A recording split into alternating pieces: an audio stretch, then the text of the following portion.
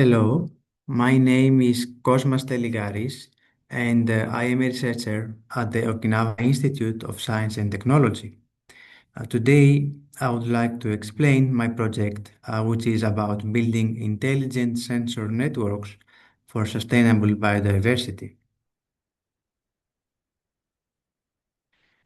Okinawa is a global biodiversity treasure, and in 2021, it was designated as an UNESCO World Natural Heritage Site for its exceptional biodiversity and unique ecosystems.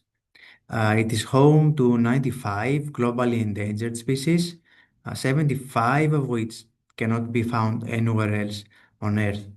The locations that were selected for being part of the UNESCO Natural Heritage Site are the Amami Island, Tokunoshima Island, the northern part of Okinawa, and Iriomote.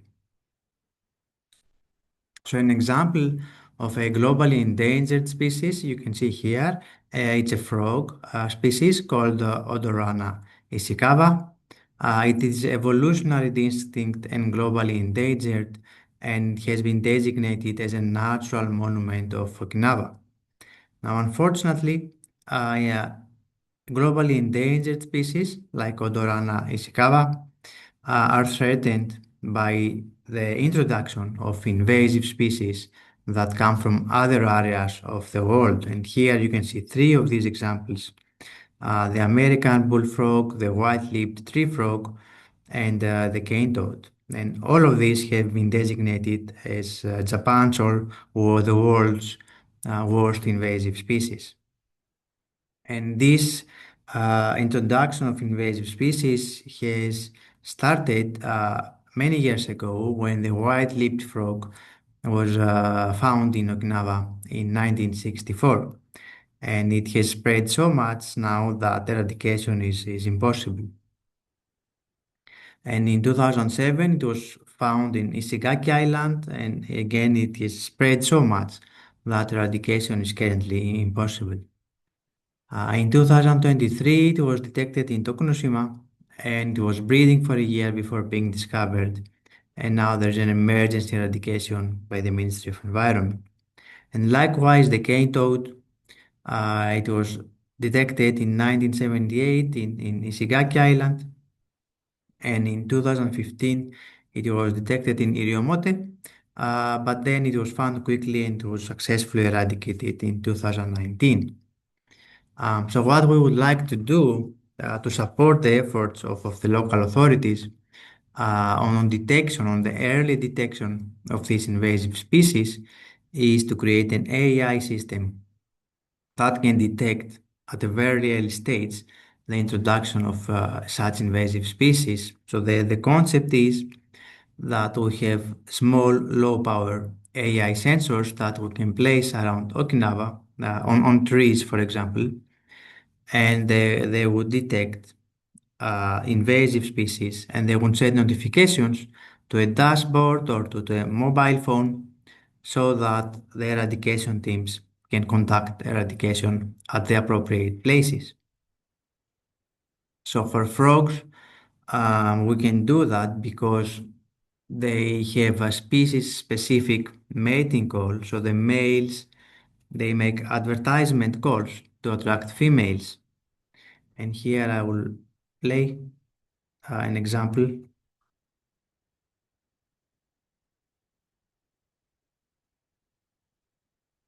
So this is the call of cane toad.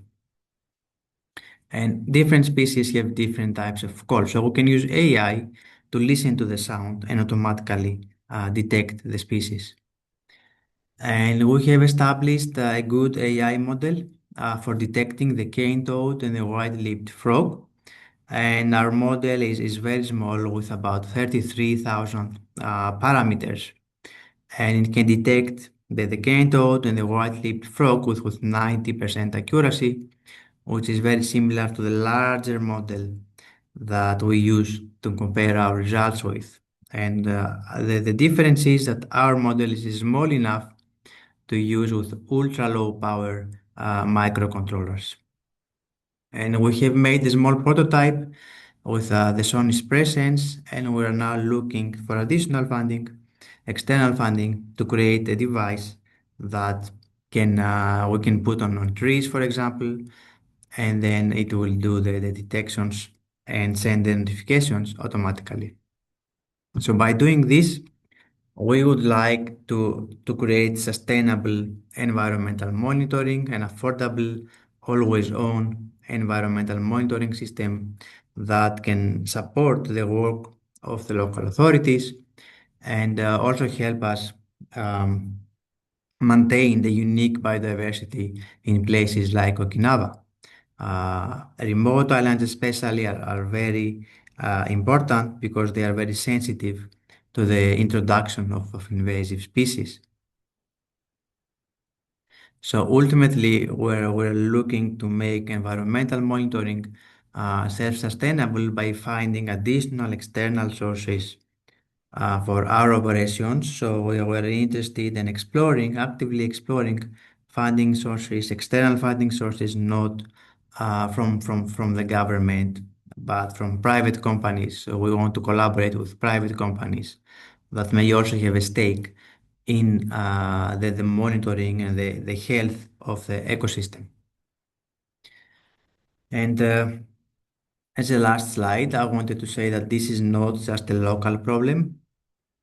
It's not just an Okinawan problem. For example, in Hawaii, kukui frogs were introduced, and this has resulted into the reduction of property prices because they make so their mating calls are so loud that ultimately it resulted in the reduction of property prices. Then the global cost of the American bullfrog invasions has been estimated to be at about $6 billion. And globally, species invasions have been shown to cost hundreds of $billions per year, and the cost keeps increasing because once invasive species are established, then it's impossible to eradicate them. So both the damage costs and the management costs keep increasing. But worse, even worse than the financial cost is that we are losing our environment because biodiversity is being lost. So we are losing important species of our environment. And with our technology, we would like to contribute and devise a self-sustainable way of protecting our environment. And with that, I would like to thank all those people for their contribution to the project, for fieldwork, for AI development, for providing us with data sources from Kyoto University, for example. And I would like to thank the Future Design Initiative by Science and Finance for supporting this project, and also OIST Innovation that has also supported this project financially. Thank you very much for your attention.